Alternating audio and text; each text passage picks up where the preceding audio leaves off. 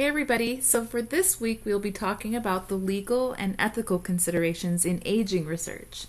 Ethics are related to moral decisions. What does that mean, moral decisions? Well, for the past few weeks we have been involved in the process of identifying a research topic, finding literature in our area of interest in aging, and practicing writing our own research questions or hypotheses. But once the research questions or hypotheses have been established, next it's time to decide who are we going to conduct the research with. These people become our participants. Also, what research methods will be chosen to collect our data for our research. Throughout this process, it's imperative that we, the researchers, know the ethical implications of our research study, and that we plan for this in all ways possible. This is in how we select our participants, how we will inform our participants about the study risks and benefits, and how we'll collect our data that will protect the privacy and the safety of our participants. Well, this module will focus on the ethical aspects of aging research. Specifically, we will review, analyze, discuss issues related to ethical concepts intrinsic to research. How can we make moral decisions, and how can we make sure that we have the best interest of those populations we are working with, our participant population we are studying? We need to be thinking about those people that we are studying, and not so much about ourselves. Well, so what does that mean? What will we be doing this week? Here are our objectives for this week. So, we are going to be learning about terminology related to ethics, which will help us better understand these moral decisions.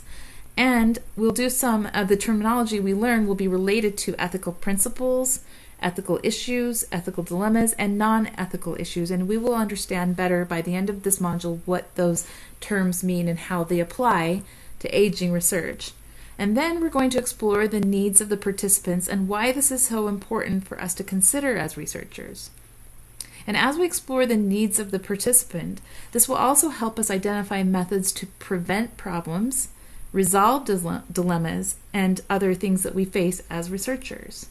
So the Institutional Review Board, or the IRB, is one of your terms you will learn this week. And this will help, the IRB helps to ensure that there's an ethical approach followed by researchers. They are an ethics oversight committee. And so we have two different readings about the IRB, the history of the IRB, and how we'll explore some ways that the IRB helps us to protect the participants and make sure that we are following ethical ways of conducting research. And then finally, we are going to identify ethical considerations in aging research. So, ethical considerations in aging research are unique to the older adult population, and we're going to explore and analyze some of those unique considerations for our Week 5 discussion assignment on legal and ethical issues. This will be a two-part assignment. So part 1, we will listen to a podcast produced by On the Media. This podcast provides an hour of stories about ethics and science. You won't need to listen to the full hour, but you may want to because these are really good stories. But you will need to sign up at the beginning of the week for which segment or which story you're planning on covering for your part 1 discussion assignment.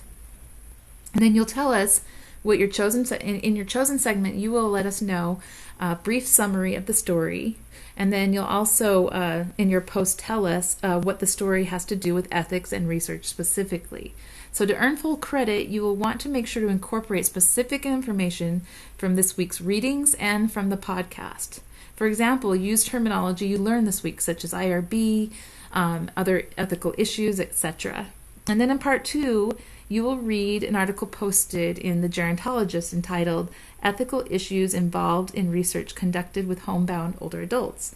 Then describe some ways the researchers approach ethical issues related to the researcher and the participants. And for help with this part, I would recommend that you read Kumar, pages 356 through 361. And make sure to use direct evidence and cite Kumar when you do. Okay, well, I hope you guys have fun with this week. I know sometimes that research ethics can be a little dry, but I think this is going to be a pretty engaging discussion. And as always, email me if you have any questions. Thank you, guys.